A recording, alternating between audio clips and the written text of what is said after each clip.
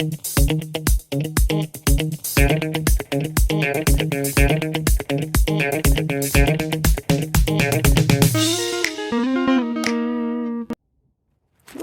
hi. Yeah, today there is a little bit of a perspective change happening because sometimes the answers are in the details, you know.